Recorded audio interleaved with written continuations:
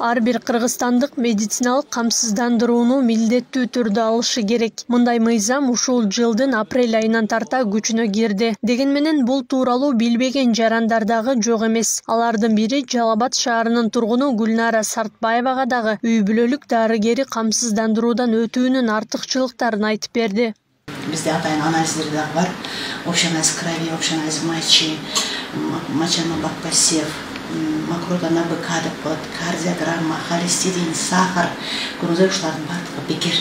Жаңы мыйзамга ылайык өлкөдө жүргөн чет өлкөлүктөр, патентсиз иштеп соцфондко төгүмдөрүн чегербегендер, жумушсуздар, 21 жаштан жогорку студенттер жана сырттан окугандар милдеттүү түрдө медициналык камсыздандыруу алышы керек. Мындан улам Гүлнара Сартбаева дагы милдеттүү медициналык камсыздандыруудан өтүү чечимин кабыл алды.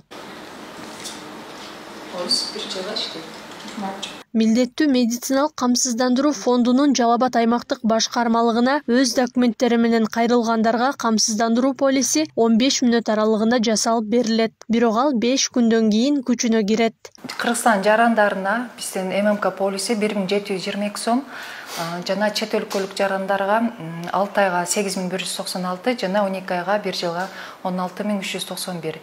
ММК полисин биздин башкармалыктан, аймактык башкармалыктан жана үй бүлөлүк дарыгерлер борборуна кайрылса болот, биз алар менен иш алып барабыз.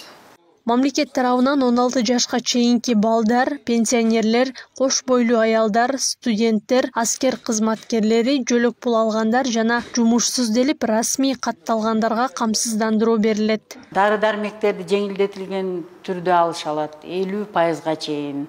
Андан тышкары 11 медициналык услугалар бар, ошону акысыз алыш алат. Бул деген общий анализ крови, мочи деген бар, мазок, ЭКГ, ошо окшогон анализдер бекер болот камсыздандырылган жарандар үчүн.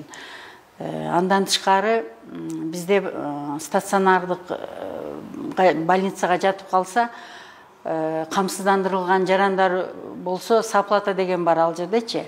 Орточо төлөмүн төлөйт да. Орточо төлөмү алдагы оорунун профилине каралат да. Эгер терапевтический профилде жатса 840 сом төлөйт. А эгер камсыздандырылбаганда 2640 сом төлөйт эле. Бул өзү 450 сом турат. Сиздин компенсацияңыз 240 сом болсо, сиз 210 сом төлөп калат. Ал өрөсү? Ооба. Үй бүлөлүк дарыгер, мен камсыздандырылбаган жаран болгондугум үчүн мени мамлекеттик медициналык камсыздандыруу фондуна жөнөттү. Мен ал жерден камсыздандыруу полисине алганга. Бул камсыздандыруу полисин алганда бизге жарандарга 50%дык жеңилдетилген дарыларды алсак болот. Милдеттүү медициналык камсыздандыруу фондунун Жалал Абад аймактык башкармалыгынан жыл башынан бери 1200дөй жаран камсыздандыруудан өткөн. Ал эми өткөн жыл ичинде 1000ден ашык адам камсыздандырылган. Акылай Карабаева, Аскар Маматисаков, Регион.